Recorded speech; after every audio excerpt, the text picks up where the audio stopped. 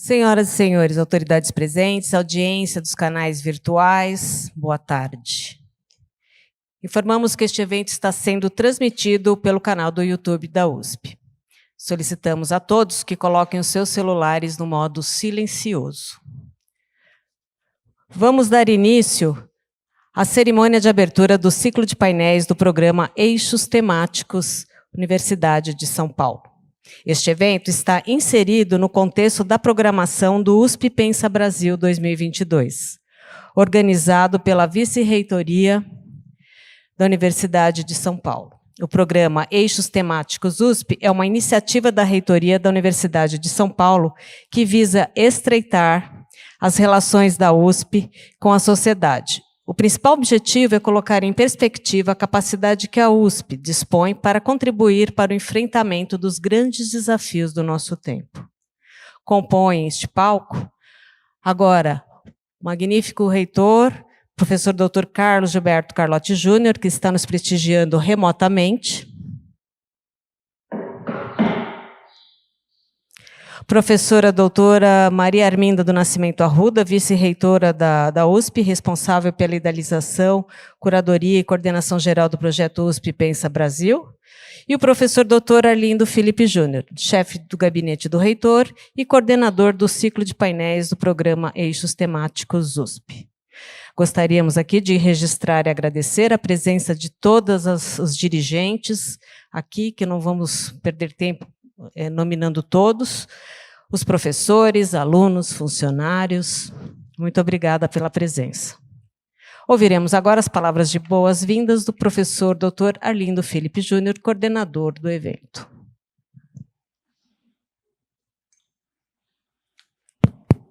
Muito boa tarde a todos. E considero, de fato, um privilégio estarmos nesse ciclo de painéis que serão realizados hoje, amanhã e depois, sobre os eixos temáticos da USP, no âmbito do projeto USP Pensa Brasil, coordenado pela vice-reitora, professora Maria Arminda.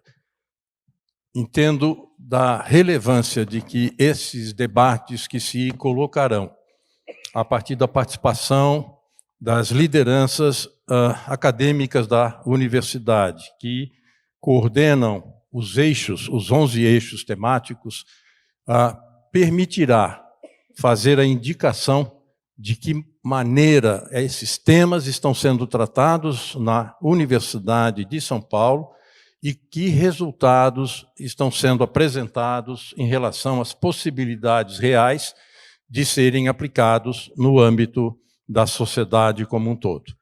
Então, na realidade, as minhas palavras nesse momento é de boas-vindas e, principalmente, agradecer e termos aqui conosco a professora Maria Arminda, né, coordenadora deste USP Pensa Brasil e, principalmente, né, dentro dessa atividade, como vice-reitora. E o nosso reitor, professor Carlotti, que também agradecemos a sua presença nessa abertura desse tema que foi demanda sua. Portanto, nós estaremos discutindo esses 3 dias uma demanda colocada pelo reitor já na preparação da sua posse como reitor, como um dos elementos significativos de haver a indicação dos temas que seriam considerados, nesse primeiro momento, tematicamente os mais relevantes para serem tratados nesse momento no âmbito da USP. Então, bem-vindos e tenhamos, então, né, uma boa atividade, não só nessa tarde, como também nas tardes seguintes dessa semana. Obrigada, professor. Ouviremos agora as palavras da professora doutora Maria Arminda do Nascimento Arruda, vice-reitora. Boa tarde, todas e todos. Quero cumprimentar o professor Arlindo Felipe, coordenador desse programa Eixos Temáticos, USP em Pauta, mas especialmente o meu reitor, professor Carlos Gilberto Carlotti, que está lá firme e forte, falando conosco online. E queria dizer que este projeto USP Pensa Brasil, que foi concebido já há um tempo, há bastante tempo, e que fez parte, como eu disse ontem, do programa que apresentamos para a gestão reitoral. Ele é um projeto ousado, sei disso, e ontem se disse que USP Pensa Brasil era uma formulação sintética, e como o evento terminou tarde, eu vi de estudantes considerações do seguinte jaez: devia ser a USP Pensa a USP. Na verdade, a USP Pensa Brasil é a autorreflexão da USP, a partir dela, uma reflexão sobre o Brasil. Então, o programa Eixos Temáticos, ele é parte dessa perspectiva que orientou o projeto para o novo período de gestão na reitoria, que se instalou agora em janeiro, em fim de janeiro deste ano, que pensar a instituição universidade como uma parceira importante da reflexão sobre o país. Isso, ontem, eu não vou retomar nada do que disse, mas ontem eu falei um pouco sobre isso, é que quando vivemos momentos de muitas questões e profundamente críticos, esses momentos são emuladores da reflexão. E esse momento tão complexo desse país, que viveu e vive um trauma enorme, com quase 700 mil mortos, e nós tivemos também aqui na nossa comunidade mortos. Esse momento é um momento que fez a universidade se mexer no sentido de se constituir num agente da instituição, um agente público, portanto, um agente que tenha uma responsabilidade social. Então, desde o início da gestão, o projeto USP Pensa Brasil, que estava no nosso programa, e, ao mesmo tempo, o programa de eixos temáticos, que visa a trazer pesquisas, a fazer pesquisas sobre questões importantes da sociedade brasileira, fazem parte desse grande projeto. E, ao mesmo tempo, nós assistimos momentos importantíssimos neste mês da Universidade de São Paulo, quando a Carta aos Brasileiros e Brasileiras expressou toda uma visão da universidade, especialmente dessa gestão. Quer dizer, a Universidade de São Paulo se posiciona no sentido de ser parceira na reflexão sobre as questões desse país. Uma instituição pública é sempre uma instituição que tem uma responsabilidade social enorme. Apesar disso, e isso não é uma visão da gestão, é minha pessoal, eu acho que a USP, nos últimos tempos, havia abandonado essa sua grande vocação, que está presente na sua fundação, há de ser uma instituição extrovertida, no sentido de participar do debate brasileiro. Eu tratei um pouco disso ontem, muito rapidamente, muito en passant, mas todas as questões que se interpuseram no nosso país, na nossa nação, também obrigaram a universidade, as universidades, muito particularmente a Universidade de São Paulo, porque ela é a mais prestigiosa universidade do Brasil, a se mover e a se movimentar no sentido de pensar os problemas do Brasil. Engana quem imagina que o que acontece fora dos nossos muros. Por isso, ontem eu citei um verso de uma poesia de meu pai, o poeta Jonas Rosa, quando o verso diz: construção do mundo, do muro que contém o mundo. Então, engana quem imaginou que estivéssemos fechados num muro, a partir de um muro, mesmo que seja aquele lá, né? Aquele que o vidro quebra, que já é, no fundo, uma metáfora das nossas questões, e que hoje está no jornal, né? Dizendo, finalmente, a USP está dando uma solução para aquele muro. O muro não existe, nós estamos no mundo. E é isso que moveu essa gestão dirigida pelo professor Carlos Gilberto Carlotti, a quem eu volto a agradecer muitíssimo, porque ele agasalhou o projeto USP Pensa Brasil desde o início, não só acolheu, mas promoveu, né?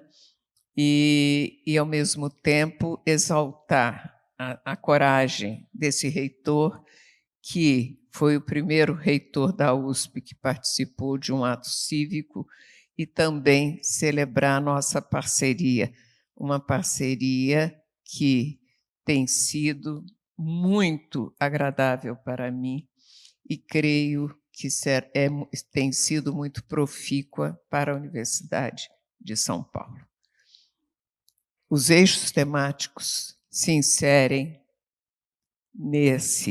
nessa visão programática mais geral.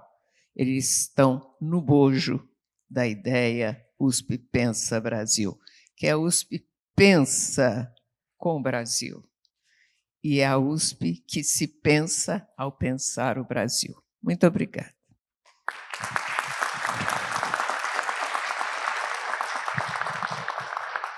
Obrigada, professora.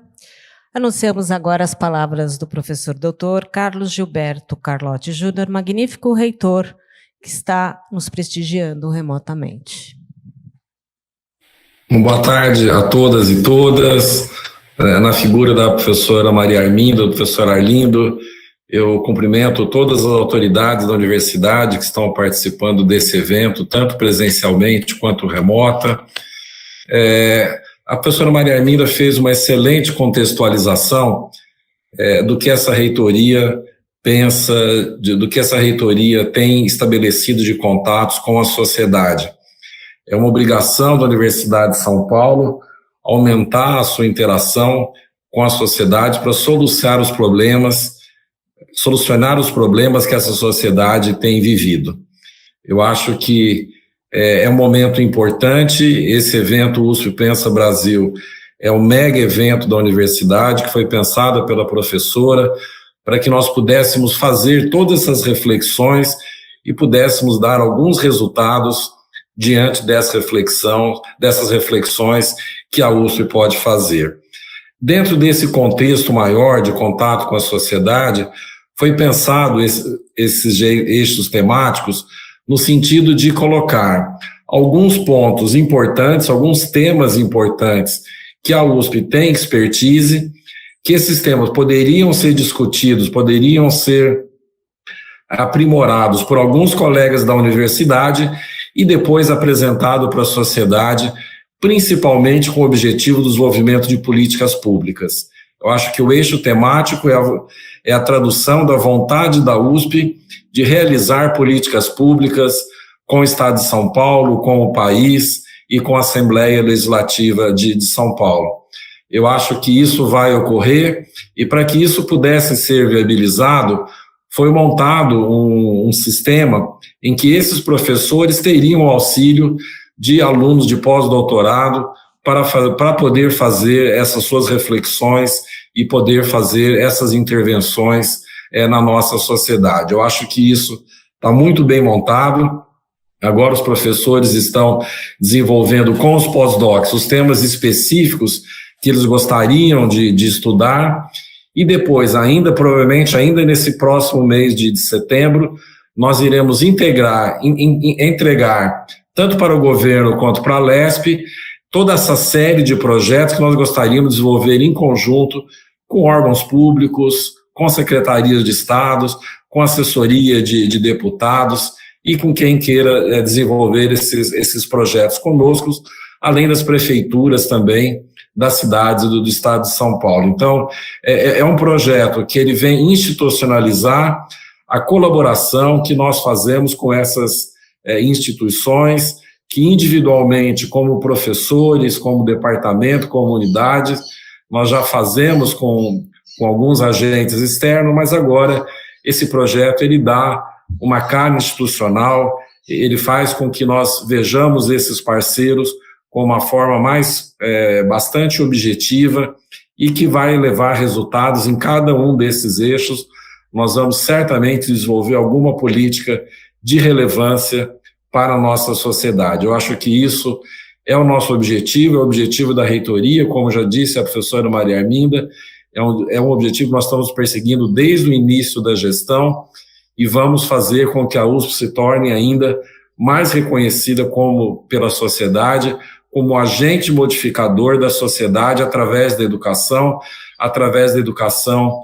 superior aqui do nosso estado. Então, parabéns, professor Arlindo, pela organização e todos os nossos assessores que trabalharam nesse projeto.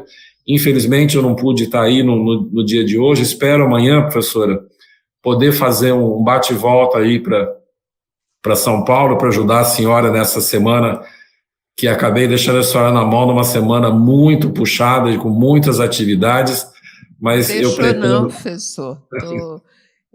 Tenho muita honra e prazer em substituí-lo, se é possível dizer isso. Mas eu vou tentar compensar a minha ausência nesses dias aí, professor. Nada a compensar. Muito Mas para quem não sabe, eu tive uma limitação aqui, estou com uma fratura no braço esquerdo e não estou podendo me locomover, não estou podendo fazer algumas atividades e por isso que eu não estou aí em São Paulo. Mas espero nos próximos dias continuar essa parceria com a professora Maria Arminda, como ela citou, tem sido muito prazerosa. É um prazer trabalhar com ela, é um prazer trabalhar com essa equipe que foi montada pelo professor Arlindo nos eixos temáticos. É um prazer trabalhar com os nossos diretores, nossos professores. Eu acho que a reitoria, ela demanda muito de quem está nessa posição, mas é extremamente compensadora pelo que nós conseguimos fazer e pela colaboração de todos. Então, obrigado pela oportunidade, Arlindo, de fazer essa abertura. Espero que nós tenhamos dias aí de bastante reflexões, bastante interação com a comunidade, e que possamos, ao final desse período, apresentar um bom projeto, tanto para o governo, quanto para as prefeituras e para a LESP. Então, muito obrigado pelo trabalho de vocês e vou acompanhar aqui à distância o que vocês vão estar discutindo. E, mais uma vez, super obrigado, professora Maria Arminda.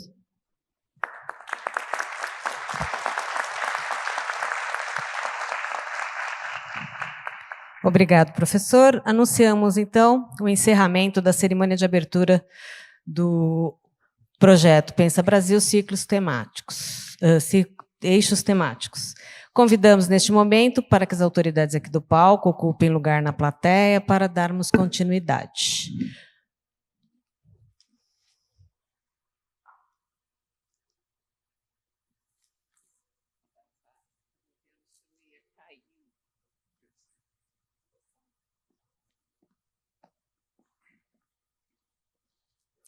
Convidamos o professor Dr. Arlindo Felipe Júnior, coordenador do evento e chefe do gabinete do reitor, e o professor Dr. Marcos Buqueride para a sua apresentação.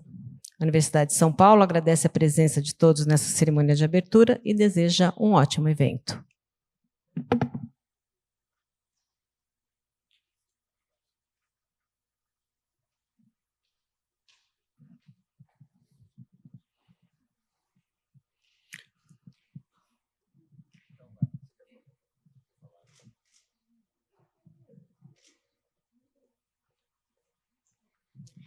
Eu gostaria, então, que nós, nessa sessão, traríamos a vocês e a todos os que estão nos assistindo à distância, pelo YouTube, aquilo que é o programa Eixos Temáticos, a sua concepção e, ao mesmo tempo, os propósitos desse programa e de que maneira, inclusive, os nossos colegas que coordenam cada um dos eixos estarão trazendo aqui já a sua visão e as suas perspectivas em relação a cada um dos temas.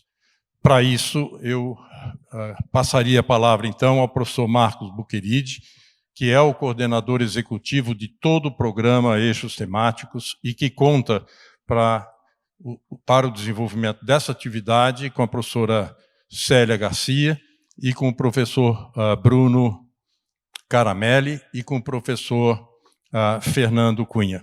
Então, nesse aspecto, passaria já a palavra imediatamente, professor, inclusive com toda a carga, né, de bons eflúvios que esse programa tem trazido e principalmente com o envolvimento de todos os nossos colegas. Quero também só lembrar a importância de que em cada um dos 3 dias do ciclo nós teremos, como vocês veem no programa, um movimento cultural. E para o desenvolvimento desse movimento cultural, a ideia posta é de que nós teremos, então, aqui, no dia de hoje, a USP fazendo o seu movimento cultural. Amanhã será o movimento cultural da Unesp e, na quinta-feira, no fechamento desse ciclo, nós teremos, então, o movimento cultural realizado pela Unicamp. E agradecer a organização desse movimento cultural, que traz uma concepção e uma inovação na forma de tratar das questões que envolvem a arte e a cultura no contexto como atividade científica e como atividade acadêmica de alto nível. E o agradecimento é feito, então, ao professor Martin Grossman e à professora Lúcia, ambos da Escola de Comunicação e Artes da Universidade de São Paulo. Professor Marcos, a palavra, então, é sua. Obrigado, Arlindo. Boa tarde a todos.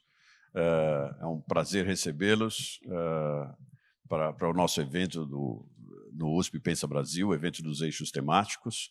A minha missão aqui é fazer uma breve apresentação sobre o programa em si, um escopo geral, mas o principal hoje serão as apresentações dos colegas dos eixos temáticos. Isso foi arranjado, então, em 3 dias. Hoje serão 3 apresentações, amanhã 4 apresentações e depois de amanhã mais 4 apresentações. Essas apresentações estão agrupadas de tal maneira a nós já começarmos um processo de interação entre os eixos temáticos, como vocês verão. Nós conversamos com cada um dos coordenadores e já encomendamos para eles algumas das interações possíveis. Então, esse é um processo que vai se construir, né, ao longo do programa. Esperamos Então, durante essa gestão, e se funcionar o nosso programa, nós esperamos que isso venha para a USP, que os eixos temáticos tenham vindo para a USP para ficar, né? Essa interação com a sociedade, professora Maria Arminda comentou, o professor Carlotti também, que nós possamos interagir com a sociedade, com uma parte da sociedade dessa maneira. Então, está aí o nosso logo, né, do programa Os Eixos Temáticos. Nós temos 4 objetivos estratégicos, né? Então, identificar como a USP pode ajudar a resolver grandes problemas, informar a sociedade como a USP aborda temas complexos, oferecer soluções que possam gerar políticas públicas embasadas em ciência, conectar ainda mais a USP com a sociedade. Então, esse seria já um objetivo final e sempre visando essa interação com a sociedade na forma de atuar sobre as políticas públicas. Os nossos principais objetivos, nós iniciamos convidando... primeiro, nós determinamos 11 eixos temáticos. Esses 11 eixos temáticos, que daqui a pouco eu vou mostrar para vocês, eles foram desenhados juntamente com a professora Maria Arminda e com o professor Carlotti, né? Então, é a partir da reitoria que saem essas ideias.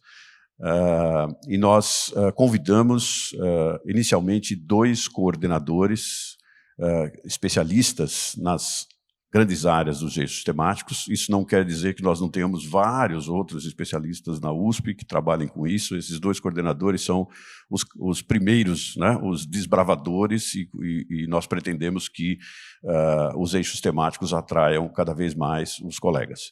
Esses 11, e nós encomendamos especificamente que esses coordenadores, que são 22 no caso, convidassem para cada eixo mais 10 professores para trabalharem em conjunto. E com isto, o que nós pretendemos é criar subsídios para o reitor, para a vice-reitora e para os pró-reitores, para que eles possam, quando interagirem com a sociedade, principalmente no âmbito da política, possam apresentar a USP como um banco de soluções, ou um banco de conhecimento que podem servir de embasamento para políticas públicas. E com isso, a gente pretende, então, construir uma ferramenta de interação entre a USP, os setores da política, com as empresas, né, com vários setores da sociedade. Também com a sociedade em geral, nós estamos trabalhando numa série de programas de rádio, ligados a animações e sistemas de comunicação que vai para a sociedade em geral. Os nossos coordenadores de eixos temáticos já têm a encomenda, e alguns já foram publicados, alguns artigos já foram publicados nos eixos temáticos. Vocês vão ver hoje a belíssima abrangência de cultura e artes que o Martin e a Lúcia, né, desenharam para a gente, né, com uma nova visão, né, o Martin vai falar hoje sobre isso, e com isso, então, a gente subsidia a mídia, né, a gente pauta debates, né, e interagimos mais fortemente com a sociedade. Essa é a ideia, e a ideia também de interferir, fazer com que a sociedade use a USP, né, use o conhecimento da USP. Bom, para vocês terem uma ideia, eu vou falar 2 slides aqui sobre políticas públicas, né? Então, a base dele é o seguinte: quando a gente pensa em inovação, na inovação tecnológica, na década de 80, a NASA construiu uma ferramenta que são chamados TRLs, né? Technology Readiness Level, para evitar que os foguetes caíssem e que eles tivessem problemas, como nós todos acompanhamos, eles criaram esses princípios. Eu vou olhar mais aqui do lado direito, né? Cada TRL, são 9 TRLs. Então, a pesquisa básica vai ali de TRL 1 a 3, né? A prova de factibilidade. Então, uma vez que você tem o conhecimento, que você descobre alguma coisa, você vai ver se aquela... E acha que aquilo pode ter uma pegada tecnológica, o próximo passo é ver se aquilo é factível, se a sociedade está pronta para receber, se nós podemos avançar com isso. E a partir daí começa o desenvolvimento tecnológico, que, como vocês veem aí, vai até o TRL5, e uma vez que esse desenvolvimento é feito, a gente chega num ponto de uma demonstração. Se a tecnologia está pronta, agora vamos demonstrar que ela pode funcionar. Essa demonstração ainda não é a colocação da tecnologia na sociedade. Essa demonstração, ou no meio tecnológico qualquer, essa demonstração é simplesmente demonstrar que funciona. Aí sim vem o desenvolvimento tecnológico e a operação da tecnologia. Uma vez que a tecnologia é operada, você vai ter que replanejar, né? Então, é um processo complexo que tem funcionado muito bem e foi adotado na Europa, né, para várias outras coisas que não fosse tecnologia. E para nós aqui, então a gente traduz, ao invés de Technology Readiness Level, a gente traduz para maturidade da política pública, Maturity of Public Policy, propositalmente colocada MPP, que serve tanto em inglês quanto em português. São 9, então a gente colocou 9, e a produção de conhecimento, vocês veem que está no MPP 1 a 3, e está relacionada com a pesquisa básica, está relacionada com a pesquisa orientada por problemas, com a pesquisa portadora de futuro.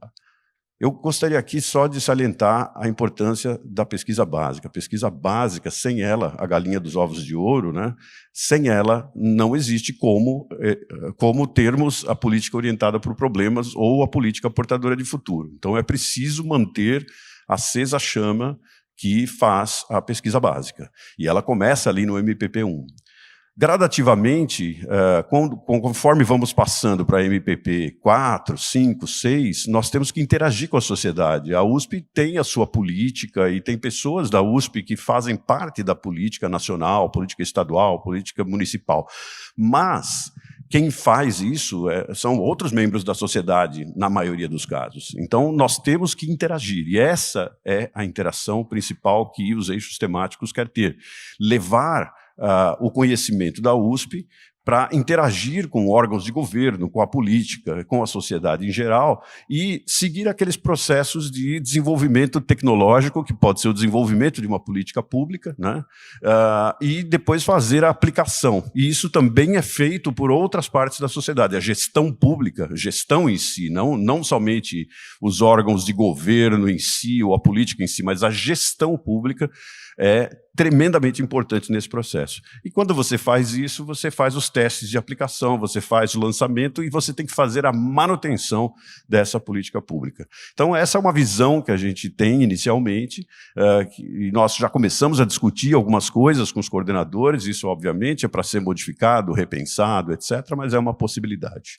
Os eixos temáticos que foram colocados, eles são esses. Então, desigualdades, né, democracia, cidades, cultura e artes, meio ambiente, agronegócio, que está aqui, está como agronegócio, nós mudamos o nome para agricultura e pecuária, energia, indústria, economia, saúde e educação. São eixos que propositalmente amplos, né, para serem pensados de forma ampla, e esses eixos estão assentados sobre um nexo central da gestão USP Viva, que foi a gestão do professor Carlotti. Então, essa ideia já vem sendo discutida com o professor Carlotti há bastante tempo antes da eleição, né, do professor Carlotti e da professora Maria Arminda, e o tripé dessa gestão é a sustentabilidade, a inovação e a inclusão. Então, os nossos coordenadores trabalham desenvolvendo as suas ideias com base nesse tripé. Então, esses são os eixos temáticos, e nós fizemos uma ancoragem, vamos dizer assim, dos eixos temáticos nos objetivos do desenvolvimento sustentável. Vocês veem aí vários deles coloridos, né? Esses objetivos do desenvolvimento sustentável são a base que a ONU formou por uma longa história e chegou nesse momento com 17 objetivos do desenvolvimento sustentável. Então, nós temos nos eixos temáticos hoje uma matriz que tem 11 eixos por 17 objetivos do desenvolvimento sustentável. E aqui, para vocês verem um pouco mais de perto, né? Eu não vou discorrer sobre eles, mas assim, nós atribuímos inicialmente 3 objetivos do desenvolvimento sustentável para cada um dos eixos. Essa atribuição vai mudar de acordo com a visão dos coordenadores de eixo e dos grupos, obviamente, mas aí vocês podem ter uma ideia. Esses são os 3 eixos de atribuição primária.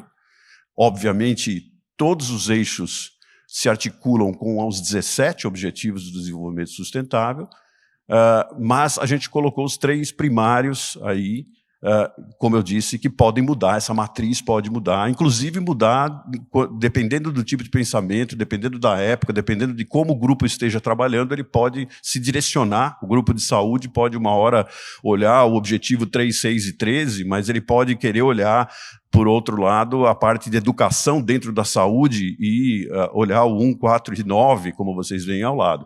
Então, essa interação ainda está por começar. Nós estamos iniciando, né, através de um pedido que nós fizemos aos coordenadores e aos grupos, de criarem um documento. Nós criamos esse documento no Instituto de Estudos Avançados para cidades, no ano de 2020, quando foram as eleições municipais, e desenvolvemos uma metodologia. Não é uma metodologia perfeita, mas é uma metodologia para iniciar o processo, e criamos 193 itens de agenda, né, para oferecer aos políticos. Esses itens de agenda, nesse caso aqui, foi para cidades, e aí nós vamos ter um documento desses para cada um dos eixos.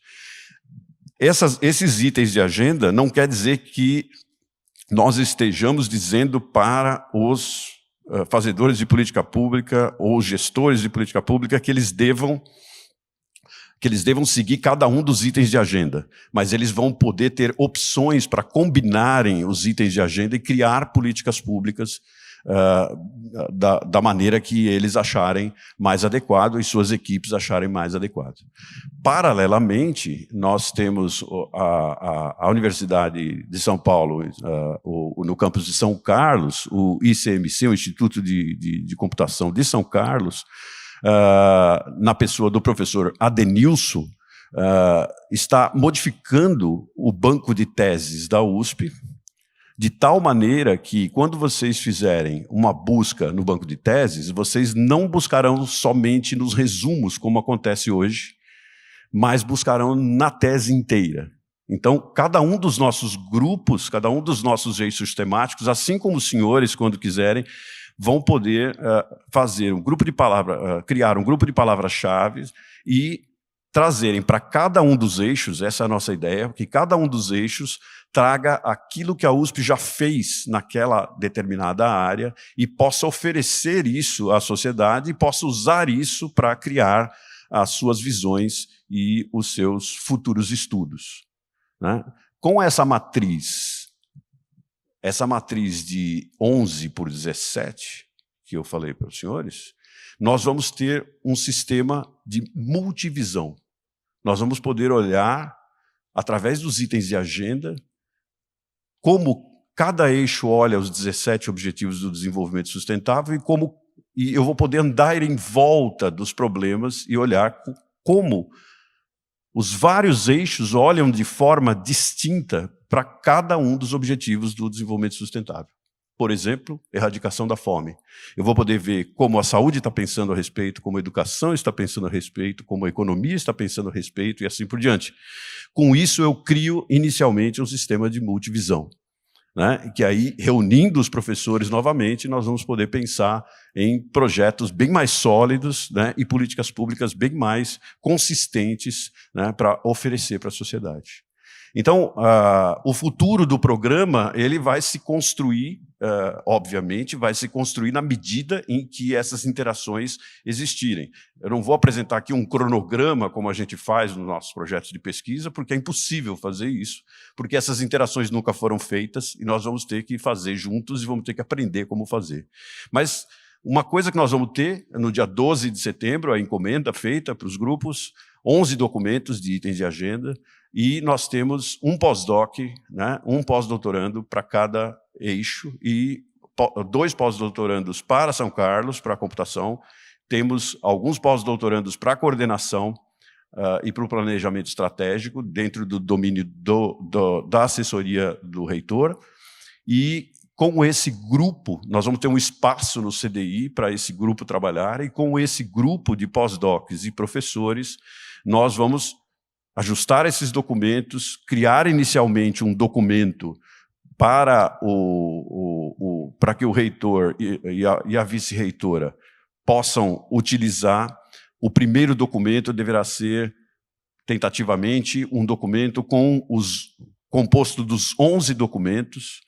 A ilustração já vai começar, que vocês vão acompanhar aqui. A gente já tem ali uma ilustração que vai ser feita para o nosso livro, e criarmos um documento, então, que possa ser entregue, possivelmente, num evento junto inicialmente, à LESP, né? a Assembleia Legislativa do Estado de São Paulo, onde a gente entregaria esses itens de agenda inicialmente. E depois vamos continuar trabalhando, indo em direção a políticas públicas e talvez interferir e trabalhar com órgãos do governo, órgãos de gestão pública, no sentido de chegarmos a influenciar políticas públicas, como a USP tem feito de várias maneiras. Então, a outra coisa que nós queremos fazer é detectar o que a USP já faz, trazer esse pessoal. Se você for a qualquer comunidade, eu já tive conversas com líderes de comunidades de São Paulo e do Brasil, e vários daqui de São Paulo.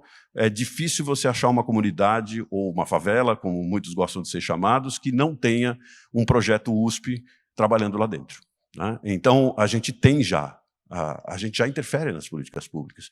O que nós estamos fazendo, em parte, é organizar isso, é trazer uma nova organização e trazer o intelecto desse grupo de professores que nós inicialmente convidamos para fazer. E nós pretendemos, com as teses, né, e papers e livros que a USP produz, construir meta-análises, né, olharmos em perspectiva esses problemas, construindo meta-análises, construindo análises bibliométricas que sirvam não só para nós, professores, mas que sirvam para a sociedade se apoiar e embasar melhor as políticas públicas. Então, a gente vai lá do MPP 1 ao MPP 4, mais ou menos, mas nós vamos lá dar a nossa opinião e fazer com que o processo se torne cada vez mais eficiente no sentido de fazer políticas públicas. Então, é isso, eu agradeço a atenção de todos e gostaria de chamar o professor Bruno para iniciar os nossos trabalhos. Obrigado.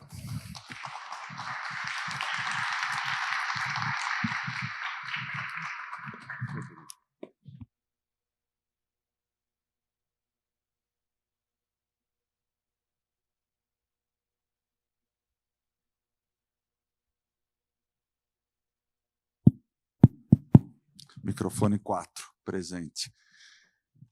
Meu nome é Bruno Caramelli, eu sou da Faculdade de Medicina, campus de São Paulo. Eu queria, em primeiro lugar, agradecer a possibilidade de estar me encantando e aprendendo aqui, que é o que eu pretendo fazer nas próximas horas. Eu só queria registrar um agradecimento especial ao pessoal de Libras que está ali transmitindo o que a gente está falando e ao pessoal que está fazendo o registro gráfico, que vai começar a partir de agora, a partir das palestras dos coordenadores de cada eixo. Então, sem mais demora, eu queria chamar o professor Ariaster Baumgart-Schimeli, que é da FEA.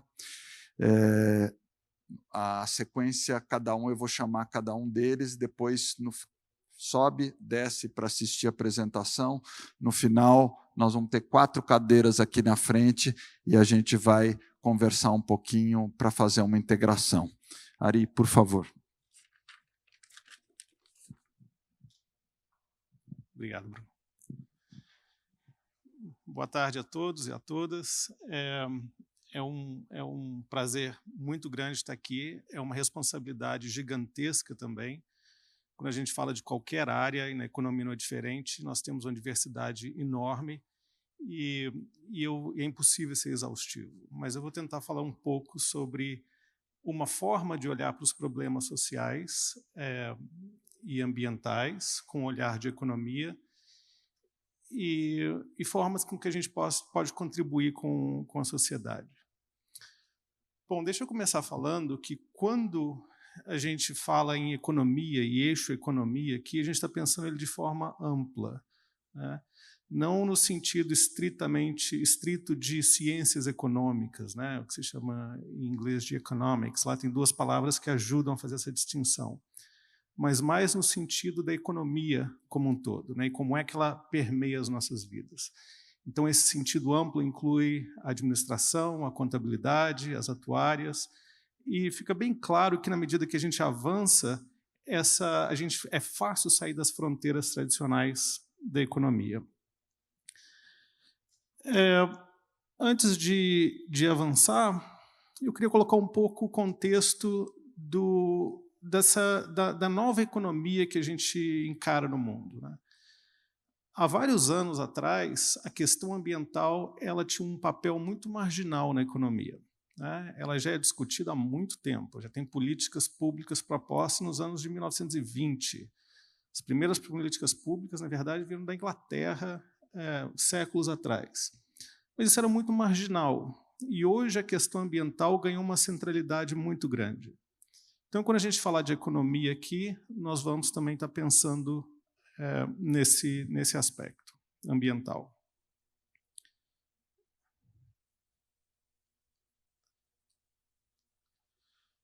Bom, esse é um esquema para o entendimento que, pelo menos, me facilita pensar em economia, relação entre economia, meio ambiente, desenvolvimento econômico e bem-estar social. No centro disso tudo, aqui, do desenvolvimento econômico, em particular, está o bem-estar social. Daí emanam todas as demandas, daí está a máquina que faz o desenvolvimento econômico girar, né?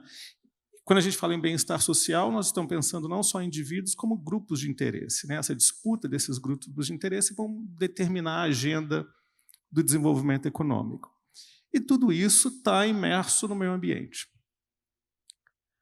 Mas, para fins didáticos e analíticos, vamos separar isso aqui um pouco, né? Numa esfera meio ambiente, bem-estar social e desenvolvimento econômico, com o entendimento que uma coisa está dentro da outra. Essas esferas todas elas têm uma relação de ida e volta, né? De influência. Tanto o meio ambiente, quanto o bem-estar, quanto o desenvolvimento econômico, cada uma delas afeta e é afetada pela outra. Para a gente pensar num exemplo aqui, é impossível ser exaustivo, não vou explorar todas as setinhas, e nem de forma completa, mas vamos pensar no exemplo. Olha primeiro, por exemplo, para o impacto do desenvolvimento econômico no bem-estar social, né? O desenvolvimento econômico e o crescimento econômico, eles contribuem para a produção de bens e serviços. Isso contribui para o bem-estar social. Ele também contribui para a geração de riqueza que promove as nossas demandas ou possibilitam as nossas demandas por instituições mais fortes e que protejam o objetivo do bem-estar social. Um outro exemplo de interação é o impacto do desenvolvimento econômico no meio ambiente. Tem um impacto que é bem conhecido, né, e tipicamente negativo, que é uma pressão sobre recursos naturais, mas também com o crescimento e desenvolvimento econômico, nós começamos a pensar no fortalecimento de instituições que corrijam o que a gente chama de falhas de mercado, ou seja, o mercado e a economia de trocas que a gente conhece, de produção, ela não necessariamente vai dar para a gente o que é ideal em termos, o que é ótimo em termos de qualidade ambiental. E isso faz com que a gente crie instituições para poder tentar lidar com esse problema.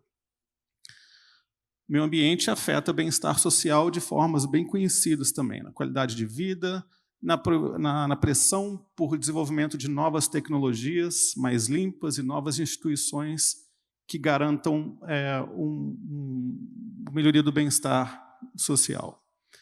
O que eu vou fazer agora é o seguinte, eu vou pegar um exemplo em particular e explorar algumas dessas conexões dentro desse contexto, desse exemplo em particular. O exemplo que eu peguei aqui som tá bom?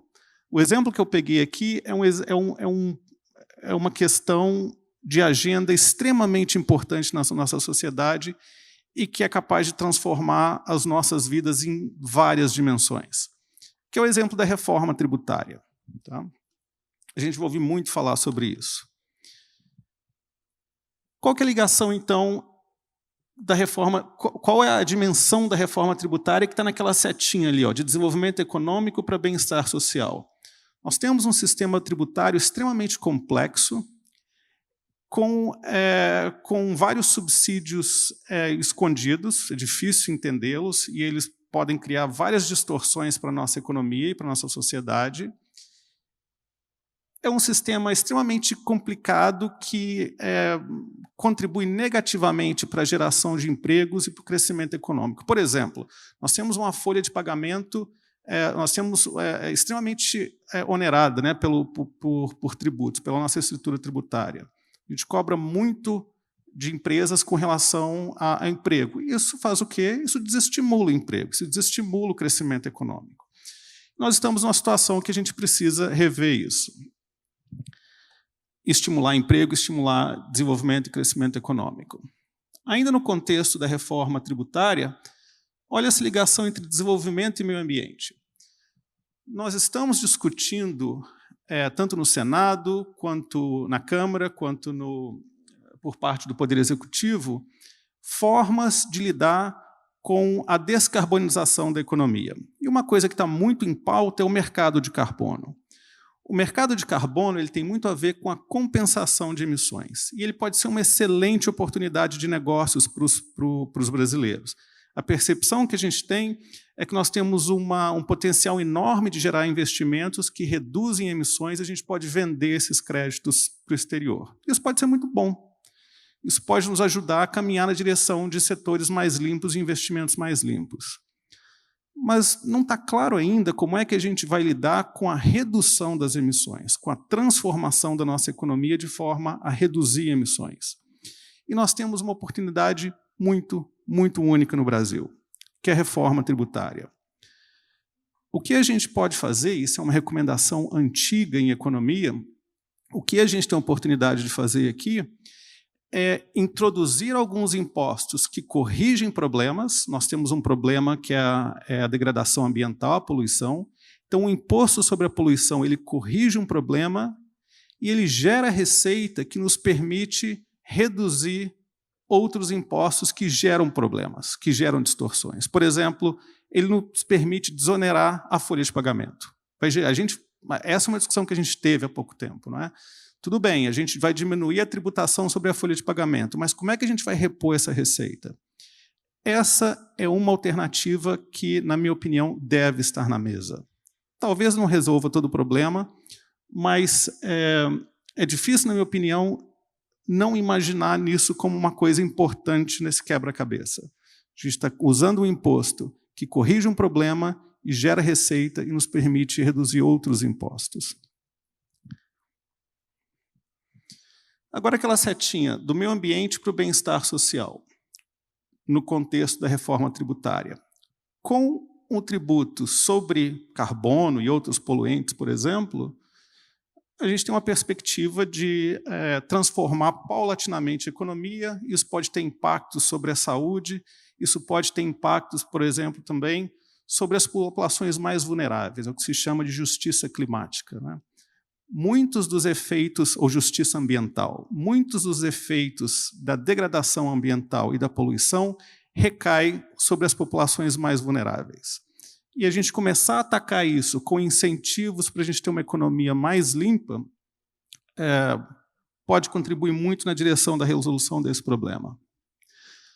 E a gente pergunta, né, e nessa hora a economia pode nos ajudar, a pesquisa de base, como o professor Marcos mencionou, ela pode nos ajudar olhando para a evidência empírica. O que está acontecendo? Por exemplo, esse imposto sobre o carbono, ele já foi utilizado em outras partes do mundo? Já, em grau pequeno, mas já foi utilizado. Ele é eficaz?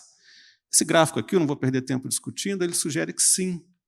A Suécia fez uma reforma tributária chamada Reforma Tributária do Século, no começo dos anos 90, e o que se estima empiricamente é que houve uma redução significativa nas emissões. Uma outra pergunta que a gente está fazendo no mundo inteiro é a seguinte: tudo bem, a gente vai impor esse imposto sobre a poluição, mas qual vai ser o impacto disso sobre a economia? Imagina um imposto sobre carbono, sobre combustíveis. O temor é que isso vai desacelerar a economia e que isso vai destruir empregos. O que está acontecendo de fato? A evidência empírica está dizendo o seguinte: olha, os lugares que precificaram carbono, na verdade, eles experimentaram um impacto nulo na economia ou marginalmente positivo. Por que isso? Muito provavelmente, essa é a conjectura que se faz hoje, né? A gente precisa investigar isso melhor. Muito provavelmente porque vários países da amostra que a gente está olhando, eles introduziram impostos sobre carbono e eles reduziram outros impostos distorcionários, como impostos sobre a folha de pagamento, por exemplo, que desestimulam o emprego. Então, a gente tem boas evidências que isso pode ser uma direção muito interessante para a gente explorar. Mas, é claro, a gente tem muitos desafios e muitas questões a serem feitas. E talvez nessa parte aqui a USP possa contribuir muito. Talvez não, tenho certeza que pode contribuir muito. Por exemplo, quando a gente pensa em introduzir um imposto sobre carbono e sobre combustíveis, a gente já viu o que aconteceu no mundo, né? O caso da França, com jaquetas amarelas, aqui no Brasil, em 2013, com protesto com aumento de passagens. Em outros lugares, na própria Ucrânia, isso deu gás político para uma invasão, né, da Rússia, por causa de uma tensão interna por conta de combustíveis. E espera-se, sim, que esse imposto sobre carbono, sobre meio ambiente, possa ter um efeito regressivo. Ele pode, sim, incidir de forma mais pesada nas famílias mais pobres e mais vulneráveis. A gente precisa entender isso muito bem para criar mecanismos de compensação, né? A geração de receita com esse tipo de imposto ele pode ser usado para um rebate, para uma compensação para essas famílias mais vulneráveis. E a gente sabe fazer isso, né? Há muito tempo a gente já tem mecanismos de transferência de recursos para famílias mais vulneráveis. A gente pode também usar esse tipo de receita para promover o emprego com a desoneração da folha, por exemplo. Quais seriam os impactos regionais desse tipo de política pública? Qual o potencial de substituição de impostos, né? Como é que o meio empresarial vai ser afetado? Como é que ele vai responder em termos de ações ESG, né? Quais seriam as implicações para finanças públicas, estaduais, federais e municipais? Isso tem um poder de ser transformador quando a reforma tributária vai ser transformadora. E se a gente for corajoso e ousado e implementar uma reforma tributária com componente verde, isso também vai criar impactos. A USP, eu já estou encerrando, está numa condição muito peculiar e muito estratégica para lidar com esse tipo de perguntas. Vários daqueles pontos que eu escrevi ali, eu estou pensando em vários colegas e várias expertises que a gente tem aqui dentro. E estou sendo injusto, já falei, não estou cobrindo todo mundo. Mas a gente está numa posição muito estratégica para lidar com isso. Terminando, eu divido a coordenação com o professor Cláudio Pinheiro, que está aqui, da administração daqui da FEA. E nós temos vários professores daqui da FEA, de Ribeirão Preto, e eu contei também com conversas de pessoas da Exalc, várias delas envolvidas com o eixo agricultura, e isso é um processo em construção, eu conto com o feedback e o apoio de todos. Obrigado.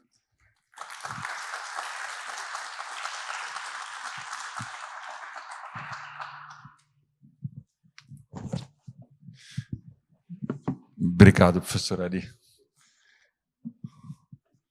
Então, só relembrando, para quem chegou agora, nós faremos o convite para os coordenadores de cada um desses eixos, economia, indústria e saúde, na tarde de hoje. Ao final dos 20 minutos que cada um tem direito para expor o planejamento e como estão os trabalhos iniciais de cada grupo, de cada eixo, todos vão subir aqui para a gente ter alguma interação e debate de ideias. Então, gostaria de convidar agora o professor Vanderlei Moacir John, da EP, para falar sobre o eixo indústria. Vanderlei.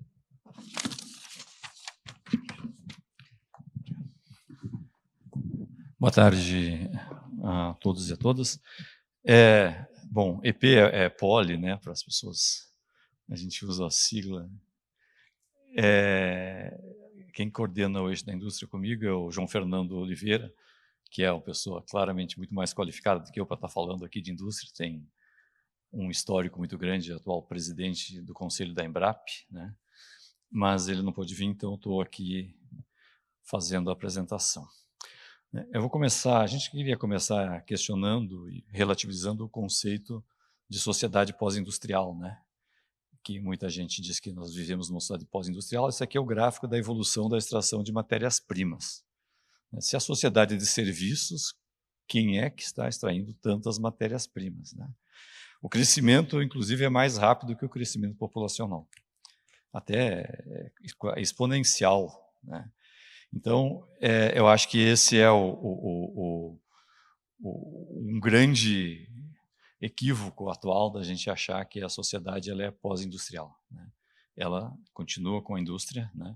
A indústria, nós estamos formando um estoque de matérias-primas, de produtos, né, artificiais no ambiente, né? Eu gosto desse gráfico, eu tirei da Nature e deformei ele um pouquinho, né? Quer dizer, isso aqui é a evolução do estoque de materiais artificiais na face da Terra. E aqui em 1750, que é o ano, enfim, vamos debater a data exata, que mais ou menos começou a Revolução Industrial, né?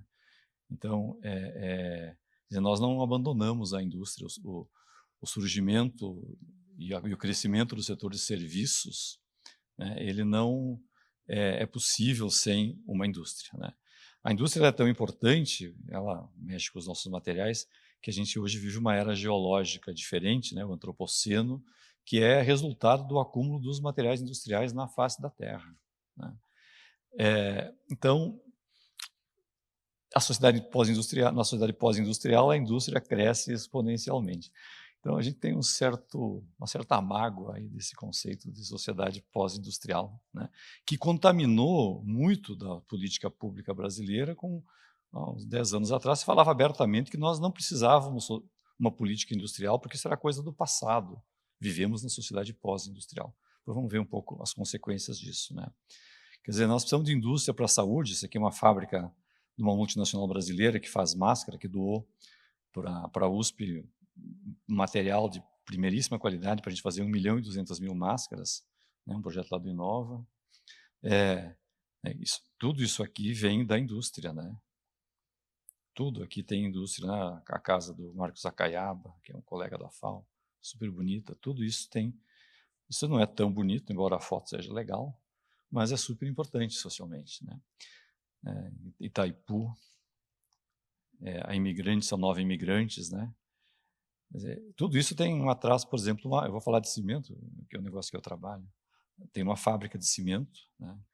Tem uma fábrica de aço, né? Então não tem vida moderna sem uma indústria forte. E a gente acredita no nosso grupo que a indústria é a base do bem-estar material do nosso bem-estar. O bem-estar tem outras dimensões, mas ele tem uma base material importante, né?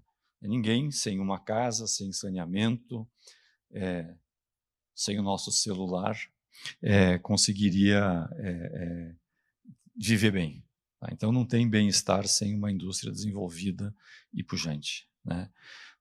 O agronegócio, né, a menina dos olhos do Brasil nos últimos anos, né, tem um monte de máquina industrial aí, tem uma cadeia de suprimento de adubos, de sementes, e isso é indústria, né?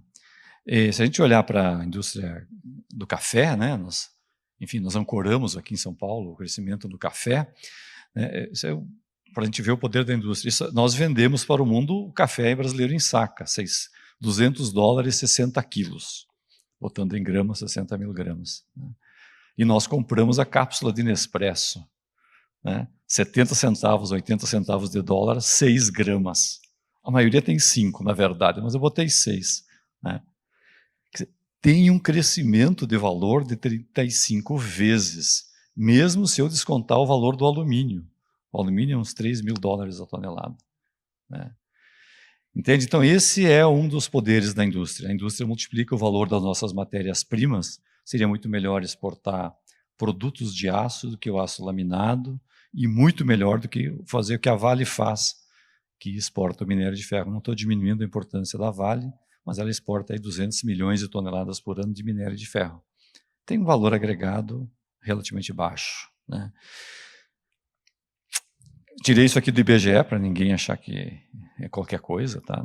A data recente é 21 de julho de 22. Perdemos 1 milhão de empregos. A indústria hoje emprega cerca de 8,4 milhões, pouco menos, 8 milhões de pessoas. Tá? Então, a indústria, nós estamos desindustrializando, né?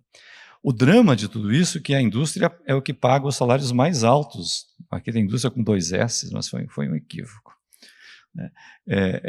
Da economia, né? E quem paga o salário mais alto da economia está diminuindo sua participação na economia. A agricultura, que é o que mais cresce, o setor mais dinâmico, mais significado da economia brasileira, paga os salários mais baixos da economia, perde para o comércio. Tá? Então, uma sociedade de serviços, um país em desenvolvimento como o nosso, é uma sociedade de pobreza, né? Aqui, claro, tem valores médios. Então, a indústria tem, né, uma ligação direta com os ODS. Se eu estou querendo trabalho decente, eu preciso ter o trabalho da indústria, né? A presença de um setor industrial com salários mais altos influencia o salário médio da economia, influencia os outros setores que têm que disputar a mão de obra, né? O salário da indústria tem caído, mas segue sendo 40% mais alto que o da agricultura, tá? E talvez 20% mais alto que do comércio. É um trabalho mais qualificado. Nossa avaliação é que a desindustrialização afeta toda a economia, a balança de pagamentos, a renda do trabalho. Se afeta a renda do trabalho, afeta o consumo de serviços e, portanto, o valor dos serviços, né? E a gente não valoriza, por exemplo, os produtos da nossa agricultura. Se a gente pudesse exportar as cápsulas de Nespresso, se tivéssemos tido a ideia, os brasileiros, né, seria um outro país, tá? É uma outra capacidade de gerar riqueza. Tudo isso está acontecendo, né, nossa desindustrialização, simultaneamente quando o mundo entra na 4ª, 3ª ou 2ª revolução industrial, depende de quem está falando, né? Essa revolução industrial, ela é baseada na entrada do mundo digital na indústria, né? Tem sensores em todos os lados, sistemas de decisão baseados em data analytics, análise de grande quantidade de dados, e automação da produção, tudo isso integrado. Tá? A CNI fez essa pesquisa aí, identificou 18 formas de integrar a indústria 4.0 na indústria brasileira. Não vou entrar aqui em detalhes, mas botei em negrito aí algumas coisas, são 18.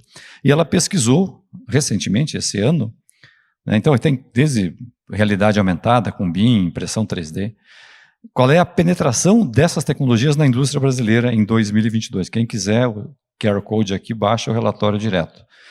31% da indústria brasileira não adotou nada da indústria 4.0. São 18. Apenas 7% adotou mais de 10. Uma indústria moderna e competitiva padrão mundial adota as 18. Então, é muito sério o sucateamento da indústria brasileira, né? Sem a indústria 4.0, nós perdemos produtividade, prazo de produção, o cliente não consegue interagir direito, etc. Né? Essa indústria 4.0 ela é baseada em tecnologias que são de propósito geral, elas vai mudar o mundo. E a nossa indústria está fora. Né? Eu adoro entrando aqui na área da economia, o colega me perguntou, adoro essa frase, tá? Produtividade não é tudo. Eu falei até para o meu departamento, pensando bem.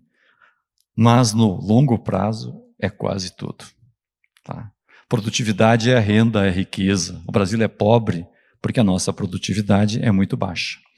Aqui produtividade do Brasil é a mesma em 30 anos.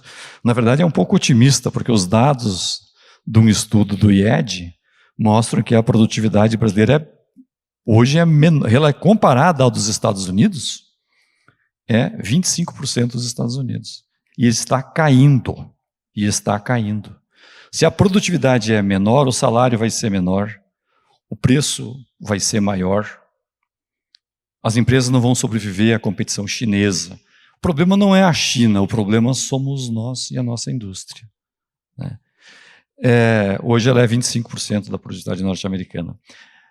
Nós estamos com a força de trabalho aí diminuindo, né, pelo nosso bônus demográfico está se esvaindo, e lá por 2036 a indústria começa, a população economicamente ativa começa a diminuir. Se eu diminuo a população economicamente ativa, para a gente ganhar renda, temos que aumentar a produtividade massivamente. Então isso é na ordem do dia para o Brasil. É preciso, então, reindustrializar, né? O que a USP pode fazer? Nós temos que continuar formando recursos humanos, mas formar os recursos humanos ligados à indústria para aprendizagem permanente. Precisamos atualizar os nossos currículos de áreas de engenharia, particularmente, mas não só física, estatística, matemática e tudo mais, né? Tem gente... E nós precisamos de pós-graduandos que vão para a indústria serem os cientistas dessa indústria moderna e intensiva em capitais, em conhecimento, né? Segunda coisa é engajar a universidade na inovação industrial, né? A pesquisa acadêmica, eu digo para os meus alunos, os papers eles não colaboram para reduzir impacto. Meu negócio é concreto, cimento de baixo CO2, é isso que a gente faz no laboratório. Fala, consegui aqui no laboratório baixar 50%. Fala, isso é no laboratório. Não tem nenhuma redução de impacto social enquanto uma indústria não adotar a ideia que a gente desenvolveu e botar isso em escala. Não vamos gerar riqueza e não vamos reduzir o impacto ambiental. Não vamos gerar emprego para ninguém. Então, o nosso discurso muito forte na academia, que nós garantimos o futuro da nação, ele é válido porque nós formamos gente mais qualificada. Mas nós temos pé de barro no Brasil porque nós temos pouca transmissão de conhecimento para a indústria. Temos pouca colaboração com a inovação, né? E a inovação está acelerando. A gente precisa entender que a academia faz uma parte muito baixa do desenvolvimento tecnológico, que não serve.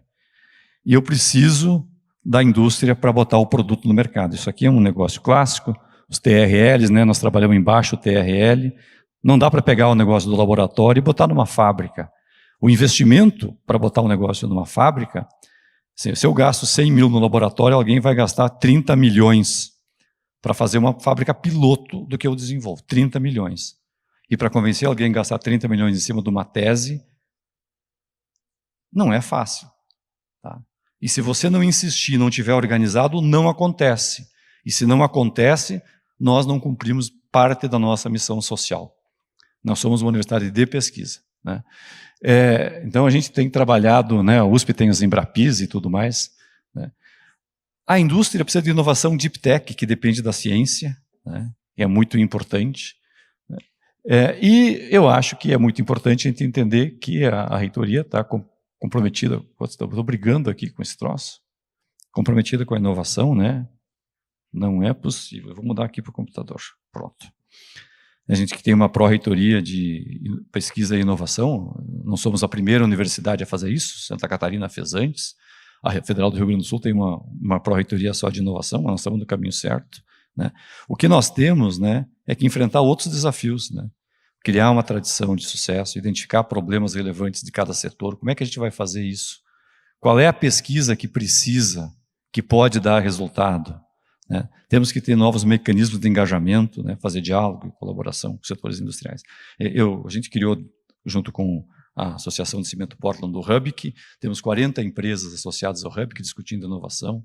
Lá na Civil nós temos o Centro de Inovação em Construção Sustentável, temos 20 empresas fazendo um prédio, cada pedaço do prédio é uma tecnologia que alguém da USP está envolvido, tá? Coisas novas, fazendo greenfield, né? A gente teve Nova USP, RCGI, enfim, Supera, Rabis, temos 7 unidades em Embrap. A USP está fazendo bastante nesse negócio comparado com as outras, mas é muito pouco perto do nosso potencial. A gente precisa aumentar isso aí. Finalmente, precisamos discutir política industrial, né? Já foi abordado aqui, né?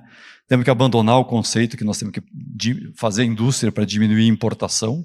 Isso não faz sentido, né? Tem que ser indústria padrão global, porque hoje em dia a cadeia de suprimentos é global e os clientes têm que ser globais.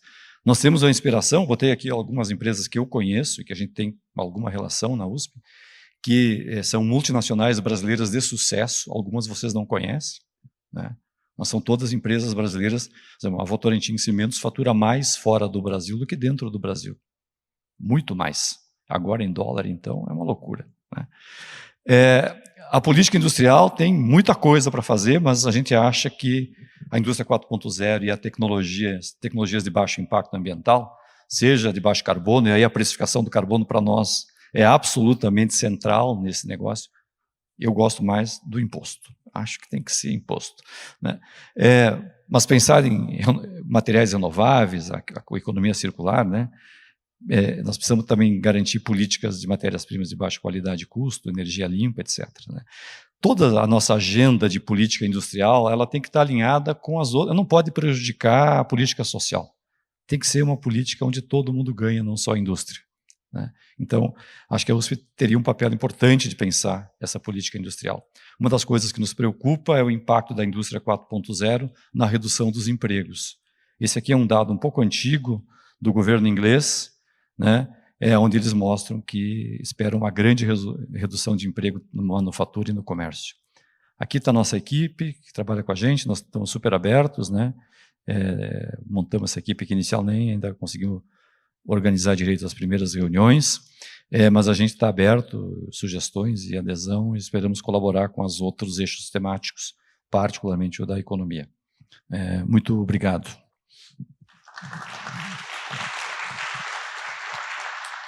Só queria lembrar para quem está aqui que esse seminário está sendo transmitido contemporaneamente para quem se inscreveu ao vivo, com uma imagem. Essa luz aqui atrapalha um pouco, a imagem no celular é melhor do que a gente está vendo aqui. E no YouTube também. Então, quem puder entrar no YouTube e já compartilhar, para pedir para oferecer a oportunidade de assistir para outras pessoas, para quem está à distância.